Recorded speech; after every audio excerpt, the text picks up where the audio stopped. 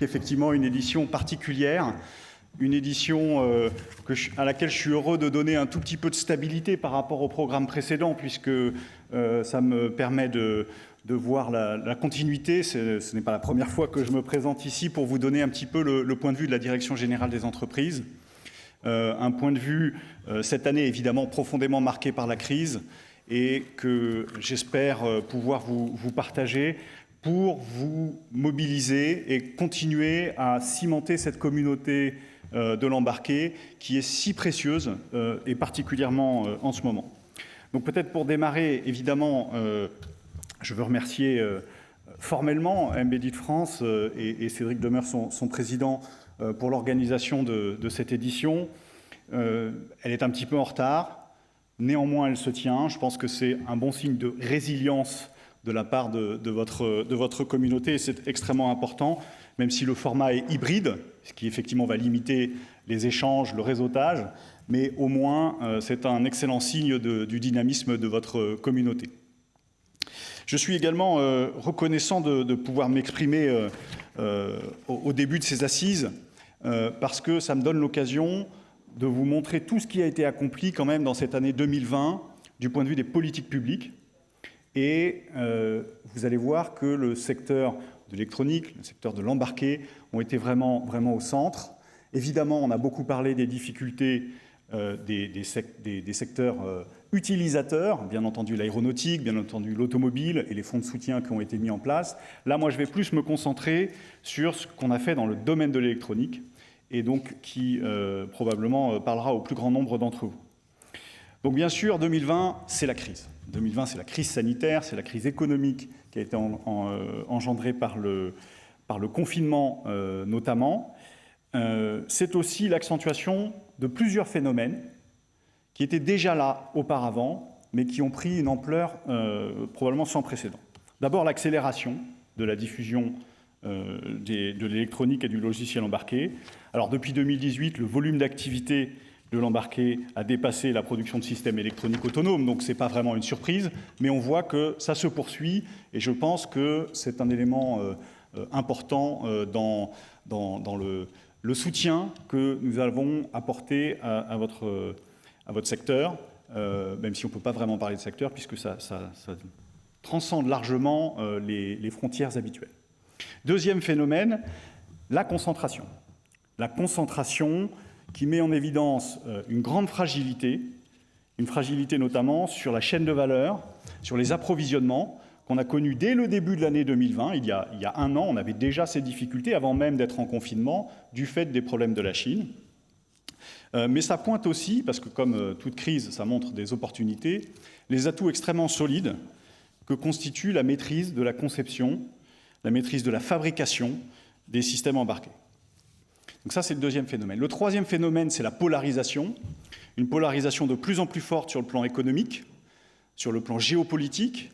Évidemment, on a atteint un paroxysme de combat et de guerre commerciale qui est particulièrement marqué, et qui provient d'une rivalité fondamentale pour la maîtrise de la technologie, avec parfois même un sentiment qui a dominé cette année que, en matière de guerre commerciale, tout serait presque permis, et le secteur de l'électronique n'a pas été épargné par cela. Donc la conséquence de tout ça, de ces différents phénomènes, c'est qu'on a eu probablement une ampleur d'action pour l'embarqué qui n'a pas eu beaucoup de précédents dans les dernières années. Vous le savez, le plan de relance a été une ouverture de vanne absolument considérable. L'État et cette maison, le ministère de l'économie, des finances et de la relance est particulièrement mobilisé, bien sûr, pour cela. Et on a eu deux grands enjeux en tête. Le premier, c'est la résilience. Donc, ça a été évoqué tout à l'heure dans l'introduction. La résilience de cette édition particulière des assises de l'embarqué, mais aussi la résilience et la relocalisation de nos chaînes d'approvisionnement. Et l'électronique, donc l'embarqué, ont vraiment fait partie des secteurs prioritaires, avec un appel à projet pour le soutien à l'investissement qui a été un grand succès. beaucoup de dossiers reçus, 163 dossiers déposés en 2020 pour le seul secteur de l'électronique, ce qui montre qu'il y a vraiment une dynamique qui est enclenchée de résilience, de relocalisation, et on sait qu'en 2021, on continue à recevoir des dossiers, ce qui est plutôt un très bon signe de notre point de vue, et on continuera à accompagner ça. Le deuxième axe, c'est bien sûr la souveraineté technologique, qui est un axe fort du plan de relance, avec des stratégies d'accélération qui sont en train d'être annoncées. Vous avez peut-être entendu parler de l'annonce du plan d'investissement d'avenir 4e génération, le PIA 4, qui date d'une dizaine de jours, et avec un certain nombre de marchés clés. Et bien entendu, je vais y revenir, il y a beaucoup de choses pour votre communauté. Donc, les stratégies sur lesquelles on travaille, je vais en parler uniquement de deux, parce que je ne vais pas parler de l'automobile, encore une fois, je ne vais pas parler de l'aéronautique, je vais parler d'abord de l'embarqué, et notamment de l'IA embarqué. Vous savez, on a une stratégie intelligence artificielle depuis 2018 en France. On est en train de construire ce que j'appelle régulièrement la saison 2 de cette stratégie. Et ce qui va marquer cette saison 2, en tout cas c'est pour l'instant notre orientation, c'est un accent très fort sur l'IA embarquée. On a mené une consultation publique à l'automne, avec beaucoup de répondants, j'imagine, qui sont des participants de ces assises, et je les en remercie. On a mené des ateliers qui ont associé et le comité stratégique de filière électronique, mais aussi le manifeste des industriels de l'intelligence artificielle, qui est un groupe d'industriels qui s'est fédéré pour renforcer la partie économique de la stratégie sur l'intelligence artificielle. Et on a donc identifié que sur l'IA embarquée, on avait un important potentiel industriel. Et nous annoncerons, j'espère, dans les prochaines semaines, une stratégie extrêmement ambitieuse sur ce volet. Et je pense que beaucoup d'entre vous seront amenés à y contribuer, puisqu'évidemment, les stratégies de l'État, elles ne sont rien sans la mobilisation des acteurs. En parallèle de l'IA embarquée, nous avons mené énormément de travaux sur l'électronique, une électronique que nous faisons partir du semi-conducteur jusqu'à l'embarqué, en passant, bien entendu, par la fabrication de cartes. Et donc, on a adopté une vision large, intentionnellement d'ailleurs, sur ce thème, et lancé là aussi un appel à manifestation d'intérêt qui a eu beaucoup d'écho, plus de 400 propositions de projets. Pour tout dire, ça ferait 14 milliards d'euros de travaux, donc je tiens à vous avertir, il y aura un petit peu de sélectivité dans les réponses. Néanmoins, je pense que ça montre bien la dynamique et la mobilisation de l'ensemble du secteur.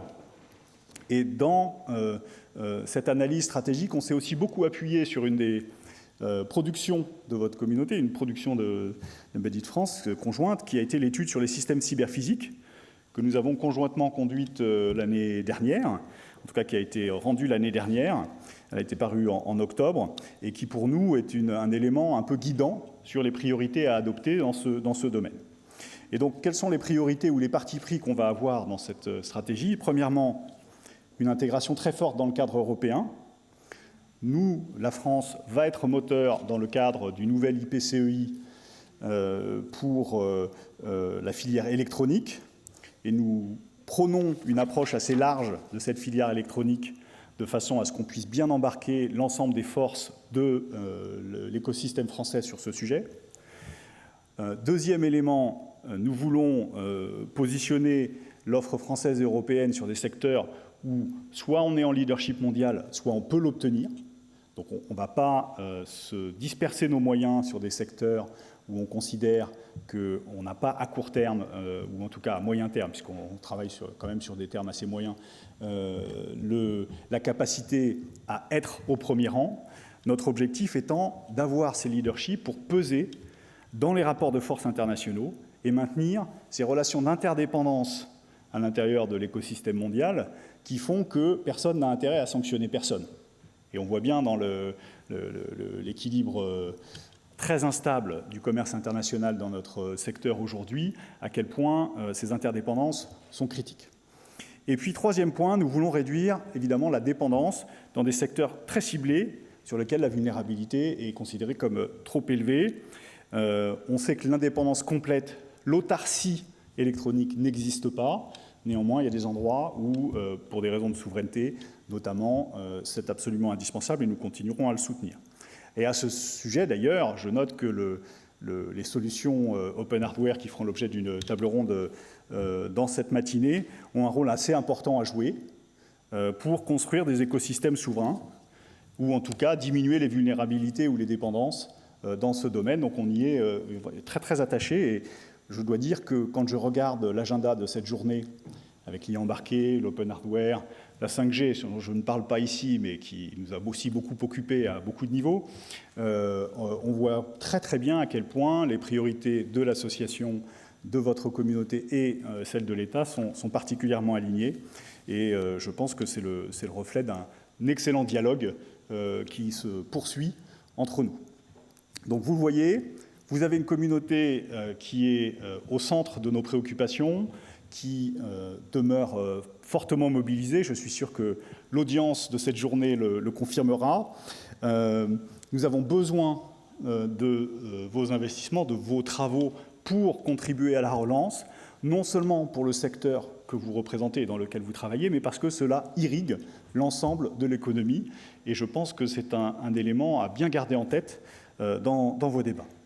Voilà, je m'en tiendrai là pour ce matin, pour lancer cette journée.